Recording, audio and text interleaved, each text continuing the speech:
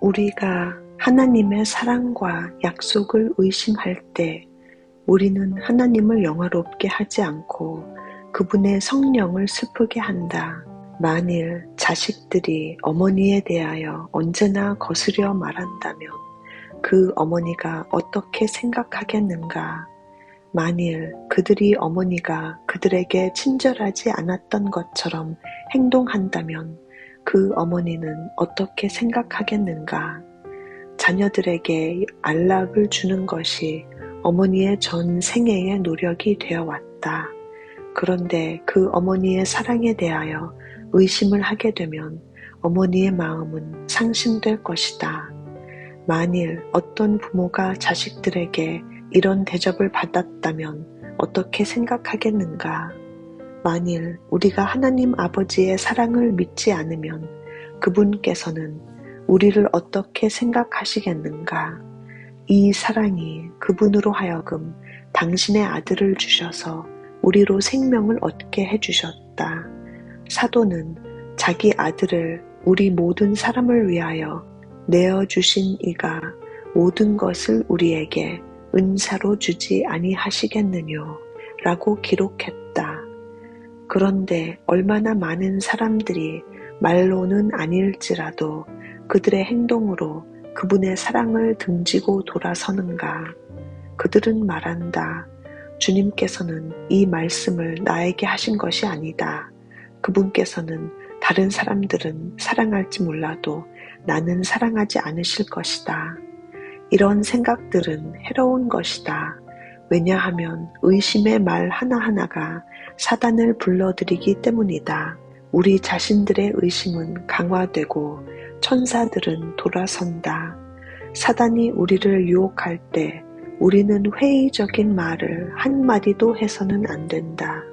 만일 우리가 사단을 향하여 문을 열게 되면 우리의 마음은 의심과 의문으로 가득 차게 될 것이다. 미심쩍은 태도로 말하는 것은 해롭다. 그것은 다른 사람들의 생애에서 열매를 맺게 될 씨를 뿌리게 된다. 우리의 말의 감화력을 중단시키기가 불가능할지도 모른다. 우리는 의심이 생길 때와 사단에게 이끌림을 받을 때 거기서 돌아설 수도 있다. 그러나 우리의 말을 듣고 우리를 믿었던 다른 사람들은 우리의 말을 잊어버릴 수 없을지도 모른다. 우리가 영적 힘과 생명을 줄 수 있는 것만을 이야기하는 것이 얼마나 중요한 일이겠는가. 천사들은 우리가 이 세상에서 하늘에 계신 우리 주님에 대하여 어떤 종류의 이야기를 하고 있는지 듣고 있다. 우리의 생각과 말들이 아버지 앞에 서 계신 분에 대한 것이 되게 하자. 우리가 친구의 손을 잡을 때 하나님께 드리는 찬양이 우리의 입술과 마음에 있도록 하자. 그렇게 하면 우리 친구들의 생각이 예수님께로 향하게 될 것이다. 모든 사람은 시련과 슬픔과 유혹들을 당하고 있다.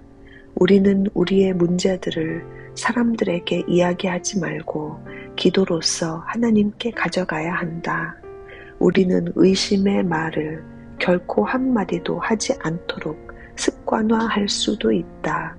우리는 다른 사람들의 생애를 밝게 해주기 위하여 많은 것을 할 수 있다. 우리의 희망과 거룩한 기쁨에 대한 말은 그들을 더욱 강하게 해줄 것이다. 사단은 모든 사람들이 잘못을 범하도록 유혹하고 있다.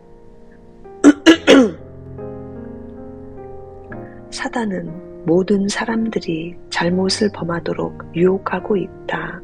용감한 사람들 중에도 자아와 악의 세력과의 싸움에서 거의 기력을 잃어버린 사람들이 많이 있다. 우리는 그런 사람들을 더욱 어렵게 만들어서는 안 된다. 우리는 그들이 살아가는데 도움이 될 용기와 희망을 주는 말로 그들을 격려할 수 있다. 그리하면 그리스도의 빛이 우리에게서 비치게 된다. 우리 중에 누구든지 자기를 위하여 사는 자가 없다. 우리는 알지 못하는 사이에 우리의 말과 행동으로 다른 사람들을 도와줄 수 있다. 혹은 우리가 사람들로 희망을 잃고 그리스도와 진리에서 돌아서게 할 수도 있다. 그리스도의 생애와 성품에 대하여 그릇된 생각을 가진 사람들이 많이 있다. 그들은 그분께서 다정다감하고 행복한 분이라고 생각하지 않는다. 그들은 그분이 냉랭하고 사귀기 어렵고 기쁨이 없는 분이라고 생각한다. 그들은 그리스도에 대한 이런 생각 때문에 그들의 생애를 어둡게 만든다. 예수님께서는 눈물은 흘리셨을 망정 결코 미소는 짓지 않으셨다고 흔히 말한다. 우리 구주께서는 진실로 슬픔의 사람이셨다. 그분은 슬픔이 무엇인지 아셨다. 왜냐하면 그분은 자신의 마음을 인간의 모든 슬픔을 향하여 여셨기 때문이다. 그분의 생애는 고통과 염려로 그늘져 있었지만 그분의 영은 결코 상하지 않았다. 그분의 얼굴은 평화와 행복의 모습을 지니고 있었다. 기쁨이 그분의 마음에서 흘러나갔다. 그분께서는 어디로 가시든지 안식과 평화, 환희와 기쁨을 가지고 다니셨다. 우리 구주께서는 깊이 생각하시는 분이었지만 불행하지는 않으셨다. 그분을 따르는 자들은 그분과 같아야 한다. 그들은 그분을 위하여 해야 할 위대한 사업이 있음을 안다. 그들은 어리석고 거칠고 야비한 사람이 되지 않을 것이다. 그들은 조잡한 농담을 되풀이하지 않을 것이다. 예수님의 믿음이 강처럼 흘러가는 평화를 그들에게 줄 것이다. 그분의 평화는 기쁨의 빛을 비추게 해줄 것이다. 이것이 진정한 행복과 기쁨과 미소를 가져다 줄 것이다. 그리스도께서는 섬김을 받기 위하여 오시지 않으셨다. 그분은 사람들을 도와주기 위하여 오셨다. 그분의 사랑이 마음속에 있을 때 우리는 그분의 본을 따르게 될 것이다.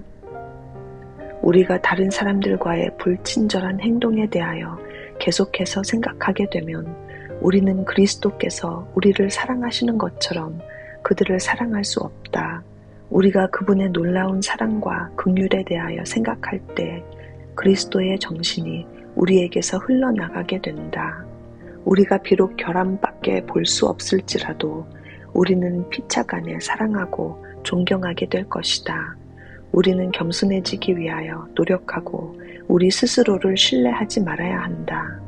만일 우리가 다른 사람들의 결점에 대하여 잘 참게 되면 우리는 우리 자신의 이기심을 잃어버리게 될 것이다. 우리는 친절한 마음을 갖게 되고 관대해질 것이다. 다윗은 여호와를 의뢰하여 선을 행하라. 땅에 거하여 그의 성실로 식물을 삼을지어다고 기록했다. 여호와를 의뢰하라. 매일 그날에 해당되는 걱정과 근심이 있다. 우리가 친구들을 만날 때 우리는 우리의 문제들에 대하여 이야기하고자 한다. 우리는 어려움이 다가올 것을 열여하기 때문에 이야기하고 걱정한다. 어떤 사람은 우리의 기도를 응답하시고자 기다리고 계시는 동정과 사랑이 많으신 구주께서 계시지 않은 것처럼 생각할지도 모른다. 우리는 어려울 때마다 그분께서 도움이 되시는 것처럼 말하지 않는다. 어떤 사람들은 항상 두려워함으로 어려움을 자초하고 있다. 매일 하나님의 사랑이 그들 주위에 있지만 그들은 하나님의 축복들을 깨닫지 못한다. 그들의 마음은 닥쳐올지도 모르는 어떤 불쾌한 것에 대한 두려움으로 꽉 차 있다. 그들은 사소한 어떤 실제적인 문제들에 관하여 염려한다. 걱정 때문에 그들은 감사히 여길 많은 것들을 보지 못하게 된다. 어려운 시기가 되면 그들은 그들의 도움이 되시는 하나님께로 돌아가야 한다. 그러나 그렇게 하기는커녕 그들은 이런 불행한 시기가 그들을 그분과 분리시키도록 허용한다.